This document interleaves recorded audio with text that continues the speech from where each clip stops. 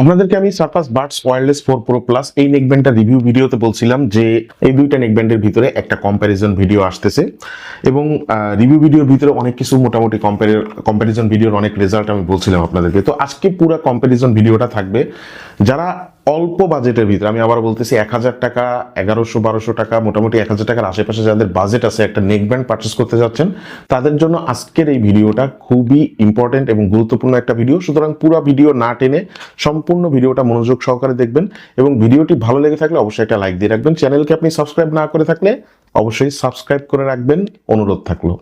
আমাদের আজকের ভিডিওটা স্পন্সর করেছে দরকারের কাছ থেকে এই নেকব্যান্ড দুইটা নেকব্যান্ড সহ যে কোনো ধরনের নেকব্যান্ড, গ্যাজেট, অ্যাক্সেসরিজ যে কোনো কিছু আপনারা অ্যাভেলেবেল পেয়ে যাবেন খুব কম্পিটিটিভ একটা প্রাইসে। সেই সাথে তাদের ডেলিভারি সার্ভিসটা যথেষ্ট ফাস্ট, আফটার সেল সার্ভিসটাও যথেষ্ট ভালো।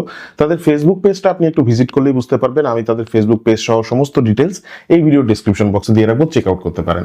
নেকব্যান্ড দুইটার ভিতরেই যে কম্পোনেন্টগুলো নর্মালি একটা নেকব্যান্ডের বক্সে যা থাকে দুইটার ভিতরেই মোটামুটি তাই দেয়া থাকতেছে। ফার্স্ট অফ অল দুইটা নেকব্যান্ডের ডিজাইন এবং বিল্ড কোয়ালিটি দুইটা নিয়ে কথা বলবো। ডিজাইনের কথা যদি বলি তাহলে দুইটা একদম হুবহু সেম টু সেম কোয়ালিটির, এবং বিল্ড কোয়ালিটির কথা যদি বলি তাহলে সারপাসের যে নেকব্যান্ড এবং রিয়েলমির যে নেকব্যান্ড এই দুইটার ভিতরে আপনি পার্থক্য খুঁজে বের করতে পারবেন। আপনি যদি দুইটা আমার মতন এইভাবে নিয়ে ইউজ করেন, মানে আমি যখন টেস্টিং পারপোজ ইউজ করতেছিলাম মাঝে মাঝে আমার মানে কনফিউশন লাগতেছিল আসলে কোনটা সারপাস আর কোনটা রিয়েলমির নেকব্যান্ড, আমি বুঝতে পারতেছিলাম না। দুইটার বিল্ড কোয়ালিটি অনেক ভালো। সারপাসেরটা স্পেশালি ভালো এই কারণে বলবো ভাই, কারণ সারপাসের যে নেকব্যান্ডটা এটা কিন্তু 1000 টাকার আশেপাশে আসছে, আর রিয়েলমির যে নেকব্যান্ডটা এটার প্রাইস কিন্তু বর্তমানে 2400-2500 টাকা এরকম। সুতরাং সারপাসের দামের প্রায় 2.5x প্রাইস আর কি, মানে 2.5 গুণ বেশি দাম রিয়েলমির যে নেকব্যান্ডটা সেটা আর কি। খুব মনোযোগ সহকারে যদি খেয়াল করেন দুইটা নেকব্যান্ড একই সাথে হাতে নিয়ে যদি খেয়াল করেন তাহলে হয়তোবা যে বিল্ডের যে ফিনিশিংটা ওইটা হয়তোবা একটু আপনার কাছে মনে হইতে পারে যে না রিয়েলমির যে নেকব্যান্ডটা এই নেকব্যান্ডের বিল্ডের যে ফিনিশিংটা এটা একটু সামান্য একটু হয়তোবা বেটার। বাট ওভারঅল আপনি যদি নর্মালি দিনের আলোতে দুইটা নেকব্যান্ড একই সাথে হাতে নেন, আপনি যদি ব্র্যান্ডিংটা না দেখেন তাহলে বুঝতে পারবেন না যে আসলে কোনটা রিয়েলমির নেকব্যান্ড আর কোনটা সারপাসের নেকব্যান্ড। অবশ্যই রিয়েলমির যে নেকব্যান্ড এটার একটু প্রশংসা শুরুর দিকে আমাদেরকে করে নিতে হবে। সেটা হচ্ছে যে রিয়েলমির এই নেকব্যান্ডটাতে কিন্তু 50 ডেসিবেল হাইব্রিড নয়েজ ক্যান্সেলেশন থাকতেছে। নয়েজটা মোটামুটি ভালোই ক্যান্সেল হয়, একেবারে খুব যে ভালো ক্যান্সেল হয় সেটা বলবো না, তবে মোটামুটি কাজ চালায় নেওয়ার মতো বেশ ভালো রকমেরই এএনসি পারফরমেন্সটা আমি খেয়াল করে দেখছি। সারপাসের যে নেকব্যান্ডটা এই নেকব্যান্ডটাতে কিন্তু এএনসি থাকতেছে না, ইএনসি থাকতেছে, বাট রিয়েলমি যে নেকব্যান্ডটা এটাতে কিন্তু আপনার এএনসি থাকতেছে। এবং কলের ক্ষেত্রে বলেন অথবা ওভারঅল মিউজিক পারফরমেন্সের ক্ষেত্রে বলেন আপনি এএনসির ক্ষেত্রে কিন্তু খুব ভালো একটা সাউন্ড অথবা ভালো একটা কল পারফরমেন্স আপনি রিয়েলাইজ করতে পারবেন রিয়েলমি নেকব্যান্ডটা দিয়ে। বাট সারপাসের এখানে আমি যদি আসি এখানে এএনসি থাকতেছে না যেহেতু, বাট ইএনসি পারফরমেন্সটা কলের ক্ষেত্রে খুব ভালোভাবে ইমপ্লিমেন্ট করা হয়েছে। কলে আপনি বাইরে ভিতরে সব জায়গাতেই মোটামুটি ভালোভাবেই কথা বলতে পারবেন, আপনার কথা বলতে কোনো অসুবিধা হবে না। আমি রিভিউ ভিডিওতে এটা এলাবোরেটলি বলার চেষ্টা করছি। রিয়েলমির যে প্রশংসা যেটা করতেছিলাম সেটা একটু বলে নিই যে রিয়েলমিতে এএনসি পাচ্ছেন, আপনারা এএনসির ভালো পারফরমেন্স পাবেন। 50 ডেসিবেল পর্যন্ত এটা নয়েজ ক্যান্সেল করতে পারে।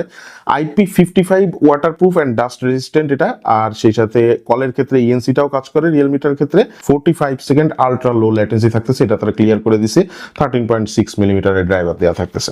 আর রিয়েলমি যে নেকব্যান্ডটা এই নেকব্যান্ডের যে সাউন্ডটা এই সাউন্ডের পারফরমেন্সটা একদম গোছানো আর কি। আপনি মোটামুটি 100% ভলিউমে খুব ভালো রকমের লাউডনেস পাবেন, এটার বেশি আসলে প্রয়োজনও পড়ে না।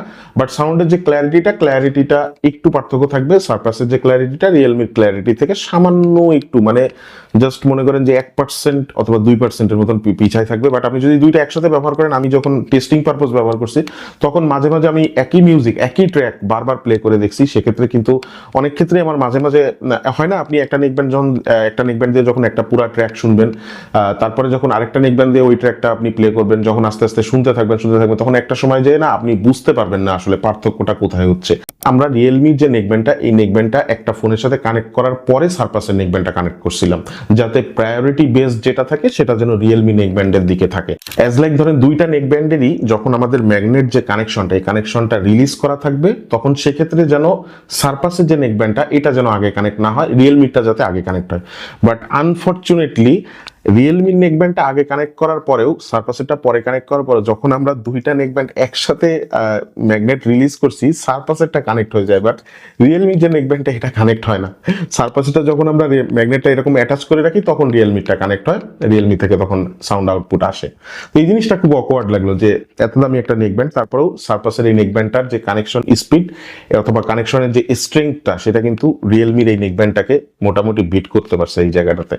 এই দুইটা নেকব্যান্ড নেকব্যান্ডই আমরা একসাথে টেস্ট করে দেখছি যে কোনটা আসলে দ্রুত সময়ের ভিতরে কানেক্ট হয়। সেক্ষেত্রে সারপাসের যে নেকব্যান্ডটা বাডস ওয়্যারলেস 4 Pro Plus এটা দ্রুত সময়ের ভিতরে কানেক্ট হয়ে যায় ফোনের সাথে, যতটা না এই রিয়েলমির নেকব্যান্ডটা কানেক্ট হয় আর কি।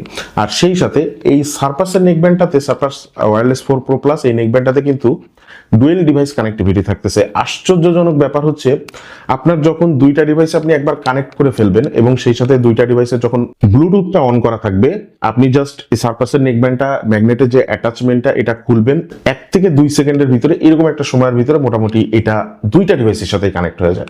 রিয়েলমির যে নেকব্যান্ডটা এটাও দ্রুত সময়ের ভিতরে কানেক্ট হয়ে যায়, বাট একটু ডিলে হয়েছে, কয়েক মিলি সেকেন্ড হলেও ডিলে মনে হয়েছে সারপাসের নেকব্যান্ডটার তুলনায়। সারপাস নেকব্যান্ডের আরেকটা ভালো লাগা যেটা জিনিস, সেটা হচ্ছে যে সারপাসের এই নেকব্যান্ডটাতে আপনারা 500 আওয়ার্স একটা স্ট্যান্ড বাই টাইম পাচ্ছেন।